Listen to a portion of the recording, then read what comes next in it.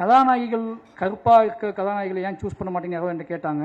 நான் சொல்கிறேன், இது வரைக்கும் எந்த ஆர்டிஸ்ட்டையுமே வந்து அவங்க இந்த கலரில் இருக்காங்க, இவங்க எவ்வளோ அழகாக இருக்காங்க, நான் எந்த ஆர்டிஸ்ட்டையும் பார்த்தது இல்லை. நாங்கள் எல்லாருமே வந்து எப்படி சொல்கிறதுனா, நாங்கள் எல்லாருமே வந்து யார் இதுக்கு முழுசாக உழைப்ப போடுவாங்களோ, யார் நம்ம நம்புவாங்களோ அவங்க கூட தான் நான் வேலை செஞ்சுக்கிட்டே இருக்கேன். அவங்களுக்காக தான் நான் வேலை செஞ்சுக்கிட்டே இருக்கேன். இது ஒருவேளை அப்படி நிகழாமல் இருக்குன்னா அதை நிகழ்த்துவதற்கும் நாங்கள் ஆசைப்படுறோம். அதை அப்படியான ஒரு சினிமாக்குள்ளே அப்படியான சாத்தியக்கூறுகள் வரணும்னா அது எங்கள் மூலமாக தான் வரணும்னு நீங்கள் ஆசைப்பட்டீங்கன்னா அதுவும் நடக்கும். அதையும் நாங்கள் செய்வோம்னு நினைக்கிறேன். அப்படியே அப்புறம் படங்களே நான் எடுப்பேன். அது ஒருவேளை ஏன்னா உங்களுக்கு நல்லாவே தெரியும், சினிமா வந்து காம்ப்ரமைஸில் ஒரு இடத்துல இருக்குது. ஏன்னா முதலாளிகள் இருக்காங்க, பட்ஜெட் இருக்குது, பணம் இருக்குது, ஆடியன்ஸோட மனநிலை இருக்குது.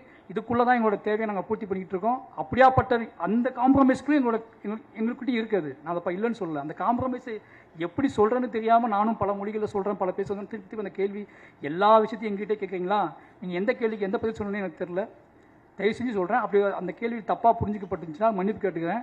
அது எனக்கு எந்த பிரச்சனையும் கிடையாது. ஆனால் ஒருவேளை நீங்கள் அதை விரும்புகிறீங்க அப்படின்னா, அப்படியான ஒரு சினிமா உங்களுக்கு வேணும் அப்படின்னா அந்த சினிமாவை எடுப்பதற்காக மாரி செல்வராஜும் பா ரஞ்சித்தும் எல்லாருமே இதை முயற்சி பண்ணிகிட்டே வைப்போம். ஏன்னா மக்கள் விரும்பக்கூடிய, மக்கள் சின்ன ஏன்னா எங்ககிட்ட கேள்வி எல்லாமே பிரதான கேள்விகள் கிடையாது. எங்ககிட்ட கேட்கக்கூடிய கேள்விகள் எல்லாம் என்னென்ன கேள்வி கேட்பாங்க, உள்ளுக்குள்ள இருந்து ஒற்றை கேள்விகளாக, உதிரிகளோட கேள்விகளாக இருக்கும். அந்த உதிரிகளோட கேள்விக்கு நீங்கள் அந்த உதிரிகளோட கேள்வியை நீங்கள் மதிக்கிறதுக்குல அதில் ஒரு கலைஞரோட பயங்கரமான ஒரு திமிர்த்தனம் இருக்குது. நாங்கள் உதிரிகளோட கேள்வியை மதிக்கக்கூடிய டைரக்டராக ஆர்டிஸ்டாக இருக்கணும்னு ஆசைப்படுறோம். அந்த கேள்விகளை நான் மதிப்போம். அதை ரஞ்சித்தனும் நான் நிகழ்த்தி காட்டும்னு நினைக்கிறேன். நிச்சயமாக அதில் ஏதாவது புண்பட்டு இருந்தால் மன்னிப்பு கேட்டுக்கிறேன். மற்றபடி எங்கள் கலை மக்களுக்கானது.